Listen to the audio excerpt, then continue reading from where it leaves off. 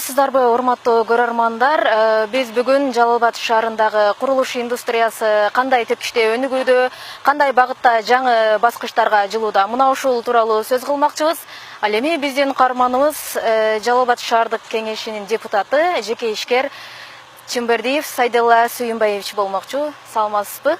Алгач эле айтсаңыз, мына сиз Жалал Абадтагы курулуш индустриясы тармагында иштеген жеке ишкер катары ушул Жалал Абадта негизи курулуш тармактарына болгон керектөөлөр улам барган сайын өсүүдөбү, ушул кандай болуп атат? Ошо АБИ ишканасы 2007-жылы түзүлгөн. Ошо АБИ ишканасында азыр мына кирпичтерди чыгарып атабыз, анан кийин бетон чыгарып атабыз, мыты, песок, щебень, ошо курулушка керектүү материалдардын бүт баары ошо АБИ ишканасы чыгарат. Даже өзүбүздүн техникаларыбыз бар, ошолор менен жеткизип беребиз. Азыр немеде бизде Кудай кааласа мына 2014-жылы, 15-жылдары, 16-жылдары кризис болду го биздечи.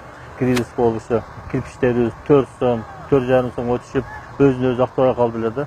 Мына азыр быйыл, мына 2017, 2018 мына азыр спрос элдин талабы күчтүү кирпичке. Ошол эле бетонго азыр ошол кирпичибизди азыр 5,5 сом, 6 сомдон сатып атабыз. Элди ошого талабы чоң болгон үчүн биз ошо элдин талабына ошо немесиге дейин жеткизип берип атабыз. Өзүнүн адресин айтат, ошо адресине жеткизип, өзү техникалар менен полный камсыздап атабыз. Колубузда ошол 30дан ашык адам иштейт коллективде. Ошол менен чогуу иштешип, алардын ошо чачкы тамагы деп коебуз. Чачкы тамагы өзүбүздүн ошол немеден берилет, фирманын эсебинен берилет. 2 маа ысык тамак, эртең менен чай, сүт, ошо немелер берилет. Зарплаталарын өз убактысында алат. Азыр пока немелерде жок, жалып жок. Ишти жаңы баштаганыбызда бүт бардыгы ручной иштелди да. Азыр бүт бар автоматташтырып, мына техникаларды алып келдик, аккумулятор менен кирпичтерди ташыйбыз, экскаваторлорду алып келдик, бульдозерлорду, погрузчиктерди алып келдик. Азыр талапка ылайыктуу бүт бар техникаларыбыз бар. Элдерден ушу өзүнүн кирпичтин стандарты бар, сертификаттар менен жылына сертификат алабыз. Ошо сертификатка талапка ылайыктуу уже чыгарабыз. Кирпич канчалык сапаттуу, жакшы болсо азыр конкуренция күчтүү. Ушу Жалал Абад Сузак районунда ушул неме бар да, Жалал Абад шаарында ушул неме болуп, 10 кирпич завод бар да. Бул конкуренция күчөгөн сайын кимдин кирпичи жакшы болсо ошонун кирпичи өтүп атат да. Ошон үчүн кирпичте канчалык сапаттуу чыгарышка аракет кылып атабыз. Ошол бизге жамгыр болбосо, мына погода жакшы турса, бизде кирпичти чыгара беребиз. Бизде суббота, воскресенье жок.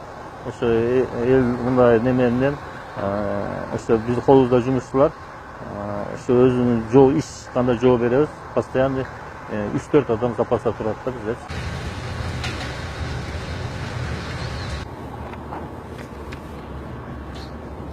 Биздин аймакта дагы турак жайларды болобу, имараттарды болобу, мындай заманбап кылып куруу боюнча кызыкчылык көбүнчө артып барат. Эми жергиликтүү ишканалар мына ушул кызыкчылыктардын талабын кандырып бере алабы? Сиздерде кандай заманбап материалдар чыгып жатат? Мен жогоруда келип айтып кеттим го, ушундай бизде ОСО АБИ ишканасында бетон заводубуз дагы бар депчи.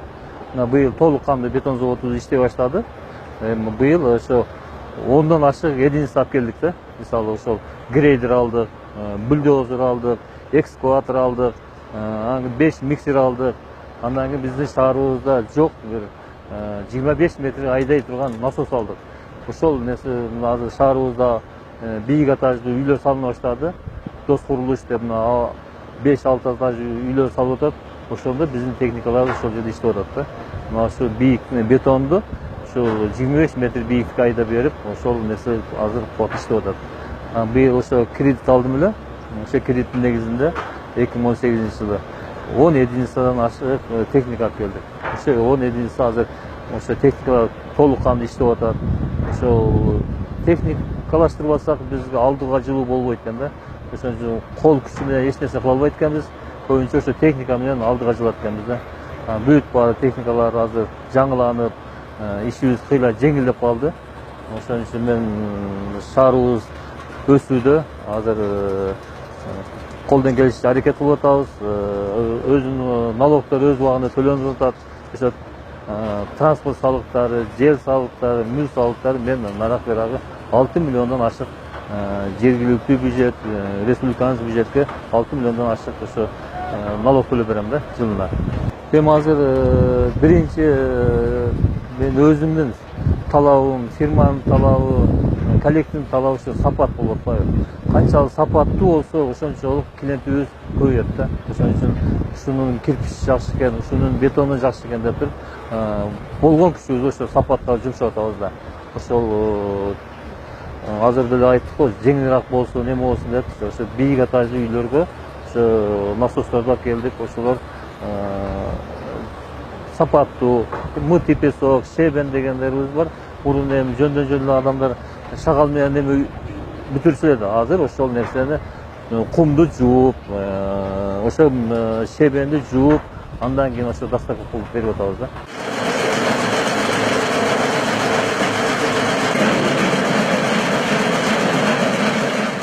Так, мына житки травертинди биз өзүбүз чыгарып атабыз. Мына баштаганыбызга 1,5 айдын жүзү болду. Биз шаарыбызда азыр мен билгенден 5-6 үйдү кылдык. Ушунун бул эми ошо травертинден ошо өзүнүн компетенттерин кошуп, ушул нерселерди чыгарып атабыз да. Кудай кааласа, шаарыбызда жакшы үйлөр, жакшы зданиялар болот да, кудай кааласа ушундай нерсе үмүттөбүз. Мына көрүнүш аябай жакшы.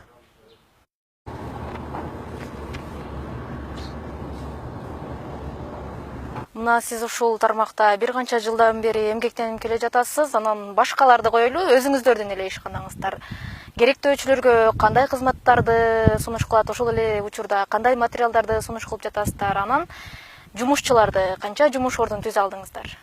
Ошо бетон заводубуз 2018-жылы курулду го. Ошол бетон заводубузда саатына 60 тонна чыгарат да. Бул эсти 5 саат иштесе 300 тонна чыгарат. Ошон үчүн биз азыр неме кылып атабыз, аракет кылып атабыз. Ошол эле лоток куюп, кольца коелу деп атабыз. Ошо плиталар чыгарайлы деп атабыз. Ошо бетондон эмне жасала турган изделие болсо, ошо бүт баарын ошо чыгарайлы деп атабыз. Кудай кааласа, ошол бетондорду, кольцаларды элдин талабы боюнча, сертификат боюнча чыгарсак деген чоң жакшы үмүттөрүбүз бар, ойлорубуз бар. Эми мына ушул сиздин көз карашыңызча Жалал Абаддагы курулуш индустриясы мындан ары дагы өнүгүшү үчүн кандай шарттар түзүлүшү керек? Адистер тарабынанбы же материалдык жактан жаңы өнүгүүлөр болушу керекпи? Эми адистер боюнча бул кичине жетишпешүүлүк бар. Эми адистерди азыр издештирип, караштырып атабыз. Баары күчтүү, тажрыйбалуу адис керек экен да. Кандай гана ушу бетон чыгарганга деле, ушу асфальт чыгарганга деле күчтүү адис керек экен. Азыр биз ошондон изденүү жолундабыз. Ошо күчтүү специалисттер, адистер болсо ошо лоток чыгарып атабыз, плиталар чыгарайлы деп атабыз, кольцалар чыгарайлы деп атабыз. Ошон үчүн күчтүү тажрыйбалуу адистер керек да. Анан ошого да техника алышыбыз керек. Современный ошо техникаларды азыр интернеттен, Кытайдан сүрүштүрүп карап атабыз. Кудай кааласа, ошол техникалар жагып калса, ошол немелер калса, ошол биз барып Кытайдан алып келгенге аракет кылып атабыз. Или кошуна Таможня союзуна кирген Казакстан, Россиядан алып келет деген жакшы ойлорубуз бар. Топ калганына 10-15 жыл болду да. Азыр адис таппай атабыз, ошо бетон чыгарганга адистер таппай атабыз. Мына кирпич завод баштадык эле, кирпич заводду биринчи баштаган ошо Кытайдан алып келгенбиз.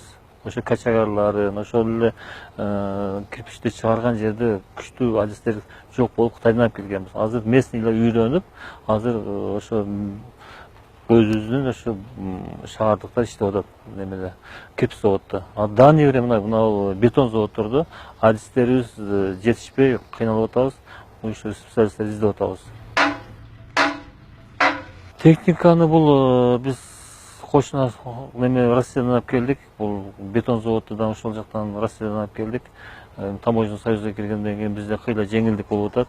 Бул Таможня союзуна киргенден кийин баягы мамлекет тараптан, баягы налог жактан жеңилдиктер бар. Ошон үчүн биз кошуна мамлекет Россиядан, Казакстандан алышка аракет кылабыз. Себеби баягы Таможня союзу аралык өзүнчө жеңилдиктердин негизинде биз көп нерсени ошол жактан арзан, анан налогдон бошотуп атабыз да. Ошон үчүн көп нерсе ушу Таможня союзга кирген ушу Казакстан менен Россиядан алып келип атабыз. Ала бука, Кербен, Сузак, Базар Коргон, биягы ушу Алайга дейин барып, өзгө советтерге дейин барып атат. Ошо Кыргызстан ичинде эле пока ушуну сатылып атат да. Урматтуу көрөрмандар, биз бүгүн Жалал Абад шаарындагы курулуш индустриясынын күнгөй тескейи тууралуу маек курдук. Кийинки көрсөтүүдөн жолугушканча саламатта калыңыздар.